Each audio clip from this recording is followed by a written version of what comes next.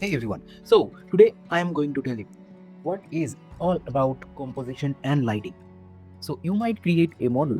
By the way, this model is from Blender Kit. If you don't have Blender Kit, you can download this add-on from Blender Market or from any other place. Like Blender Kit's official website. But yeah, that's for it. Now this is a gramophone which I downloaded from Blender Kit. But if you just simply make a composition or make a render out of this one only for like storytelling purpose or other stuff like that, like you can use background like those books. But yeah, you know the point. So how you should put your camera and how you should put your lighting in that case, like in this case you can see this is what I am getting here. Also this is not like anything I have not used. This is basically a curtain, you can say, which I have in my HDRI, but HDRI are stiff and they don't move. So I made a simple curtain, which probably don't make much, but it gives a little bit motion in the background. So how it helps. So there are 4 scenes total. So one is the rum scene. So by the way, I made this bottle, so don't buy any. It's very simple to create this one. It's a very low res bottle, you can say. Yeah, this is, and this is for the clipping of like the head option. Also, we have a smoke in this scene. So to watch it clearly, we have smoke.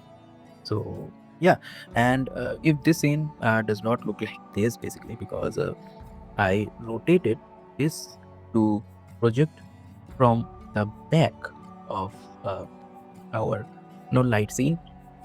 So it will project from the back, which give us something like this, or yeah, something like this. Yeah, so this type of result.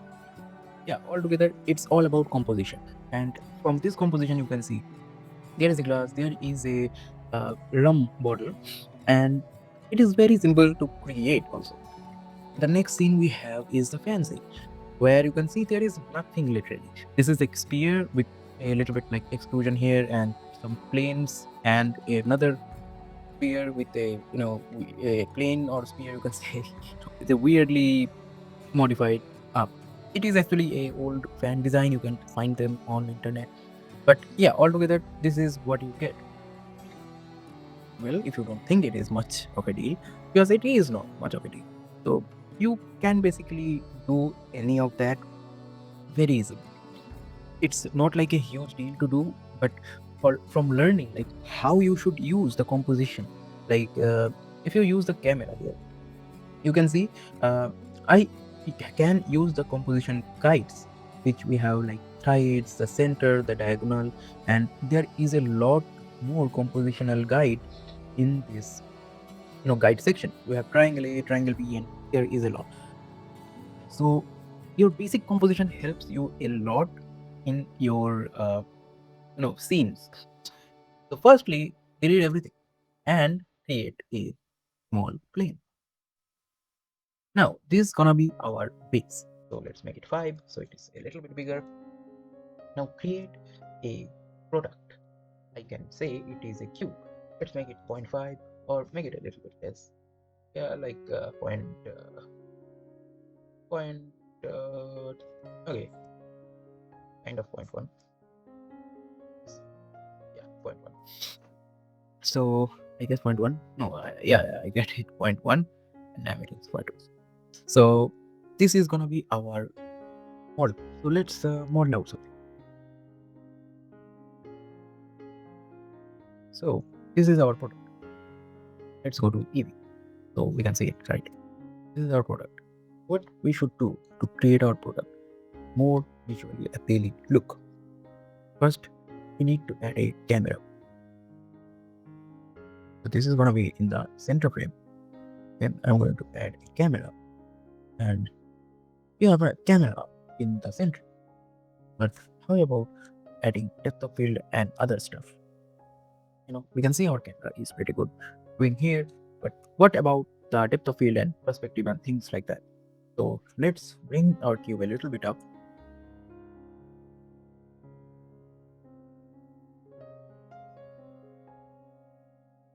This is our product. How we should light this product. Now there are a lot of things we can do. Firstly, in product animation, you better add a little bit more camera depth in your camera, because yeah, a little bit more camera depth. And if you using depth of field, it will work up pretty good. You might not see much of it here, but yeah, this is actually a good trick. Let me show you something. This one is your normal scene. Let's add an HDRI. Let's say a sky HDRI.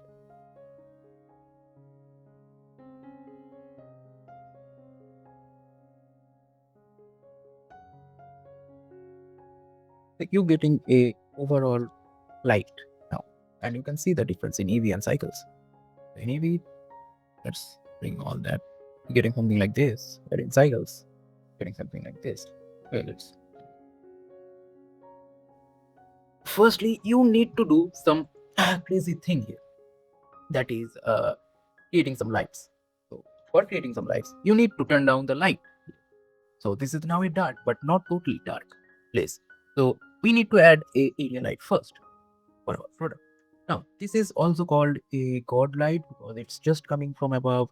And if you scale that down and also go to light settings and make this spread value low, you can get a very toned down light where you can also change the shape as a day score, something like that. Yeah. So it actually helps in terms of like lighting and stuff like that. And you can say it is a bit of overview to do a product shoot in that kind of light, but yeah, you can say this light is awesome.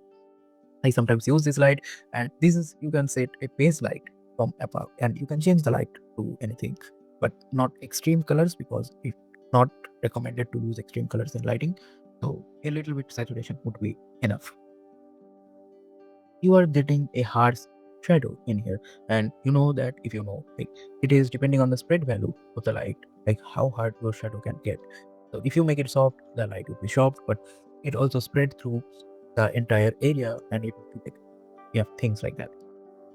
Now the second thing is, because everything white, we getting a lot of bounce lighting, which is also a great thing. You can bounce light uh, in Blender like you do in a real life.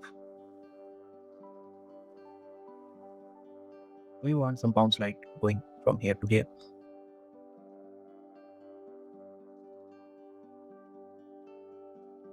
Add the bounce light here. You can see it's adding the bounce light, but let's turn the spread value a bit low, so it just bouncing there. Yeah.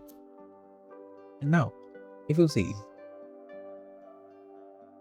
you getting bounced light, though it's not very good, and it's not also recommended to use bounce light because you need to add more and more light passes for that.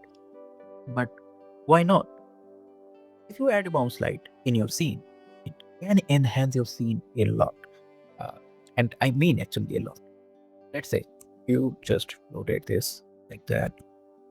You might see some of that. But you can like hide it in camera for indirect only. So don't mention that point right now. And you can see which thing it's doing. It's actually adding a shed. And you might not notice in here, but it's actually adding a lot. Let's turn on the denoiser also for OptiX. And let's say now you need some basic rim lighting, which we also got. Uh, yeah. So for rim light, if you have sharp corners in your object like this, it's very difficult to create a rim light in your product rim. So what we're going to do, we're going to just add a bevel in our product. Now, if you just adjust your product before, make sure to Control A and apply the scale for your product. So it will be like accurately, do the bevel thing. Now you can see the bevel is happening, and you can do it on it. And let's make it auto smooth. So it will not smooth out these faces, but rather than those faces. Yeah, you know the rest. It does not create a lot, but you can see this rim right now, which we cannot see before. Right? So edges mean a lot when it comes to rim lighting. And in Blender's latest feature of getting light bounce and things like that helps a lot in that. So let's say we just want this light to just affect the rim of this light. What we do, we go to the object option, then we go to the shading option, then you got the light linking. And if you go to light linking, you can get this object. Basically this one is the cube, so you can get uh okay, wrong one. You can get this object here and add this cube over here, which is a great way, because now this light only gonna affect this cube and nothing else. And you can try, but as this is a duplicate of this one, I need to get a shift D for the duplicate. And again we need to do the same. Okay, this cube, now this one is only gonna affect cube and nothing else. You can see, right? So as the cube is basically white, it will reflect a lot of light as also the background.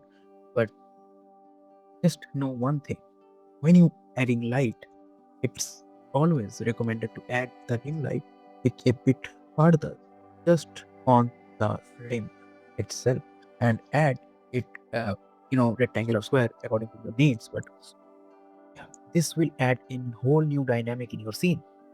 Like, before what it's going to do, but now it's looking a lot better.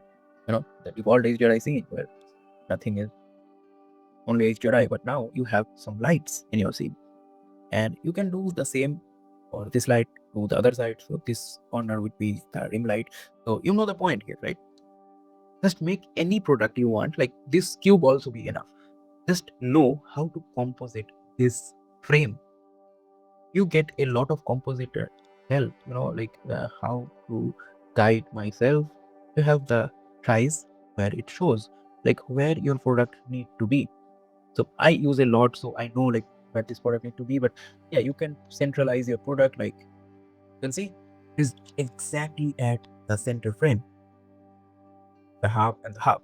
Also, the diagonal lines helps you to separate the upper and lower portion or the level portion of the product where it should be. The ratio helps you to fine tune the more what you get in tiles, but don't just add on all the things. You just get confused by what's happening in the scene.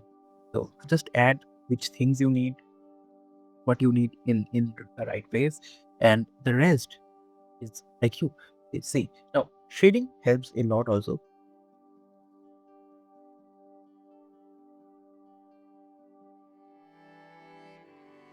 Yeah, that's how you can create your own lighting, your own setup. You can change this to make it totally blue, green, any color that you might know, might love, might use. Also, you can go to compositor, use nodes, and composite a frame from here. Like that camera, use the compositor option to GPU. And if you want add glare, you can add glares, which I recommend. Like some cases, but not all cases. You can add bloom, you can add post, which is actually a pretty good. You know, I like this pretty a lot. Sometimes it gives you a great option. You can add fog glow uh, with the highest quality with fog glow, or you can add simple stars like this. Yeah, you can now composite inside Blender.